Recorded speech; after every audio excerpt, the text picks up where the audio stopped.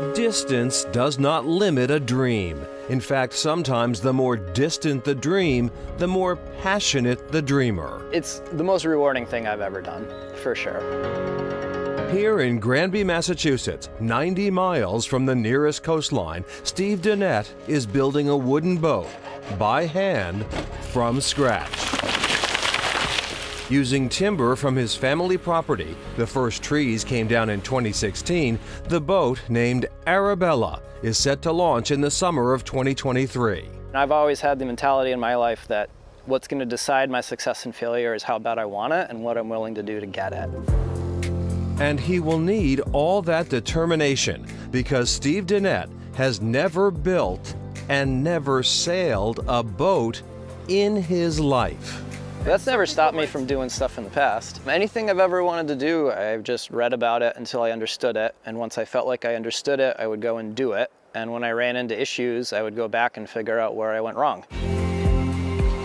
The project, named Acorn to Arabella, consists of just 4 people and is financed by merchandise sales, crowdfunding, and ad revenue from the YouTube channel where they post weekly progress videos, which have attracted a world of followers and fans. I hear a lot from people that they're living vicariously through us, and following the channel and seeing our perseverance of getting out here and tackling all these unknowns and continuing to go through it seems to be inspirational for a lot of folks. And that's something that I never expected, and that's something that has brought me incredible joy. KP attended boat building school, but was moving on to graduate school as a psychiatric nurse practitioner.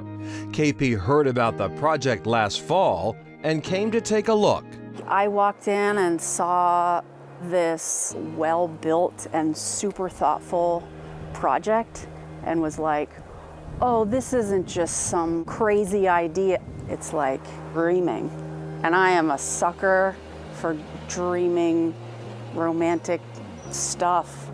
So I left my life for a year to build a wooden boat in a landlocked area of Massachusetts.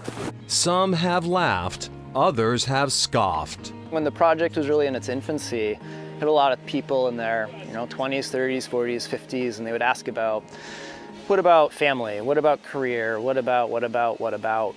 And then you would talk to people who are in their 60s, their 70s, their 80s, and every one of them in that demographic was go do it now. Family, kids, work, there's time. Do it while you're young, do it while you have the energy, you won't regret it. The boat is a 38-foot ketch designed in 1934 by William Atkin, renowned for building durable, dependable boats, or as Atkin himself described them, individualized designs for unregimented yachtsmen. And I was like, I'm unregimented, that really fits. And they had a great reputation of just seaworthy vessels that were designed for the average home builder to tackle. So this is the living quarters down below. A home builder and a dream that have tapped into a well of goodwill.